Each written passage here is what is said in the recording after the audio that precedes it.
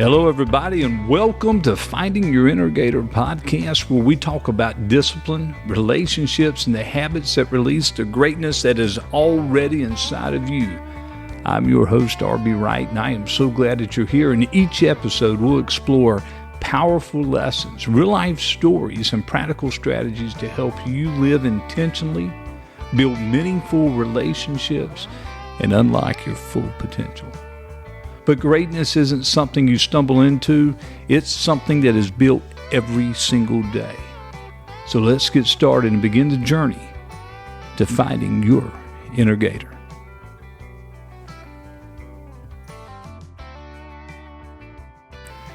Hello, everybody. This is Wright, and I am so glad that you are here. This is the Finding Your Innergator podcast, and I got to tell you, I am literally just getting back from Bermuda. We went down or across there. It's about 700 miles from where I live, right off the coast, and I had never been there. We went just to get away for a few days, a little Wednesday afternoon through Sunday trip, and I'll go ahead and tell you, it was amazing, but it wasn't all sunrises and perfect fishing. Now, don't get me wrong. Every morning, coming across the great Bermuda Sound, we got to walk out on the back deck and watch the sunrise come up. It was amazing.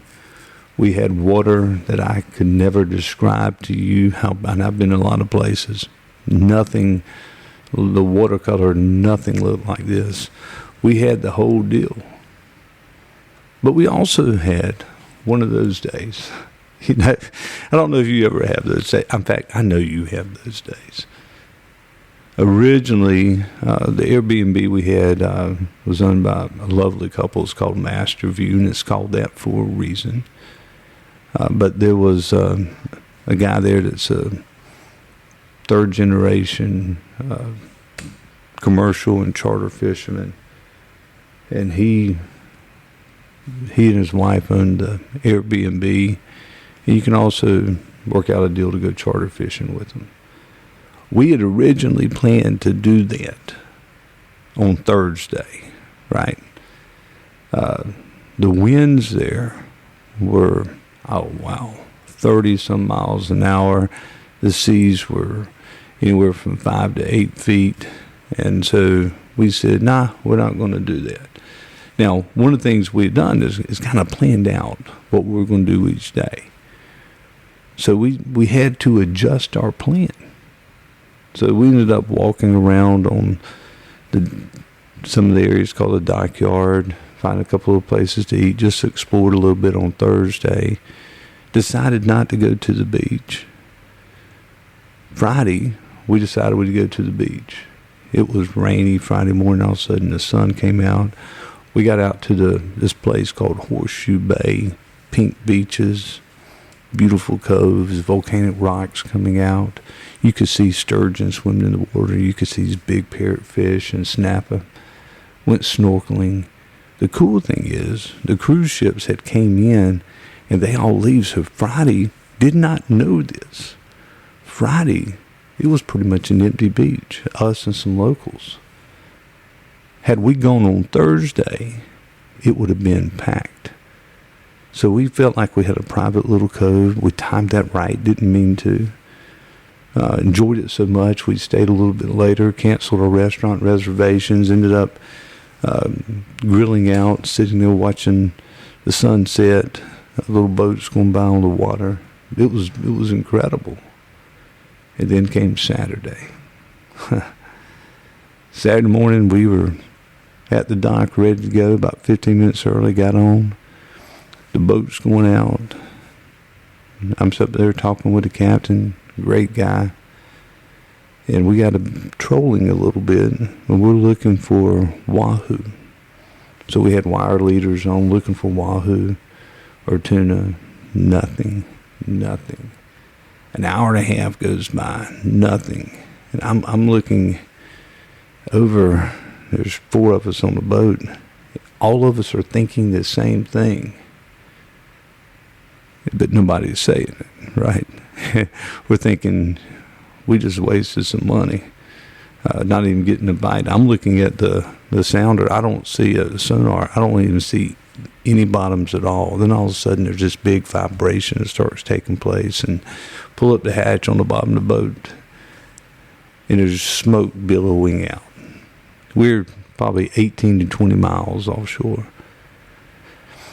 A bearing had broke loose, and once we figured out what it was, we knew that it would be okay. Just it makes you a little bit uneasy.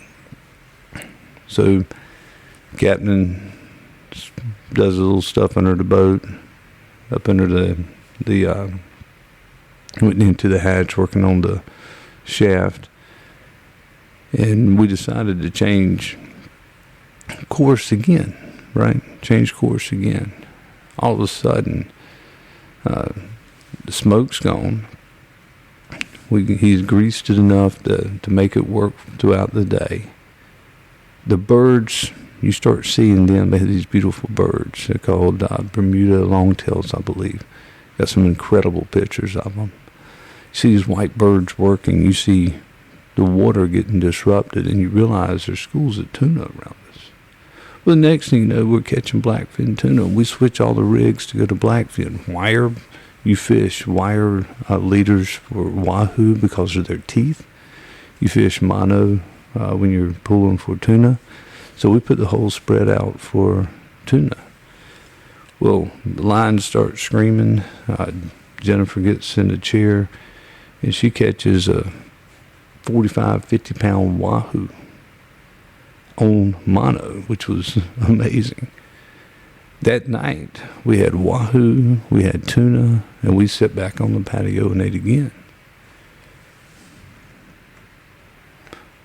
We went out, and our expectations were very high as Bermuda. We're thinking wahoo, tuna. And instead, for a while, we had nothing. I mean, nothing. No birds working, no bait, no life. And on top of that, we had the issues with the boat. That's always fun, right?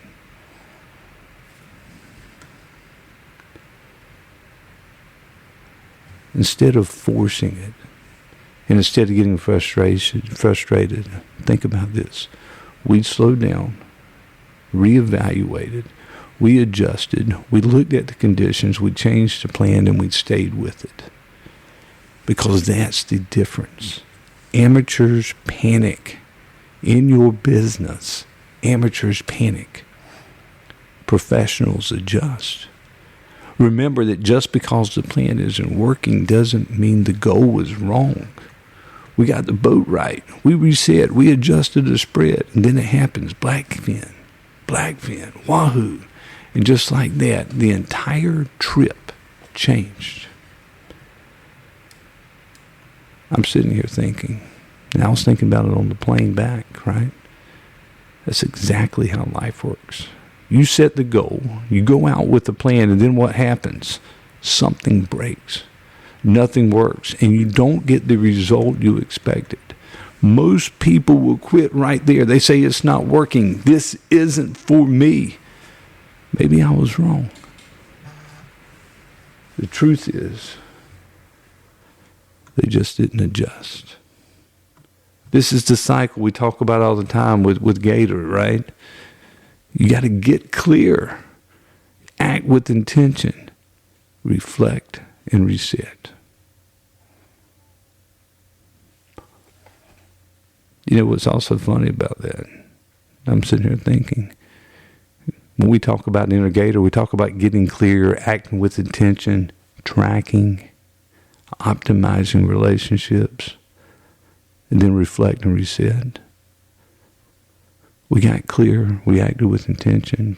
But part of the story I didn't tell you is that I was looking and talking with the captain about he's on the water 200 days a year. He knew where the fish had been, and he's talking, and he's trying to figure out why the fish have moved. He's been tracking those results. He starts looking at the water temperature. Say, you know what, this was my plan today, but we need to adjust and go the other direction because the conditions had changed. The storms that had came through had cooled the water down in the area that we were fishing. The other thing, I didn't tell you this. I talk about optimizing relationships all the time. He didn't have his grease gun on the boat, and he needed that grease gun to help cool his bearing and give it some lubricant to make certain that there was no additional issues with the shaft.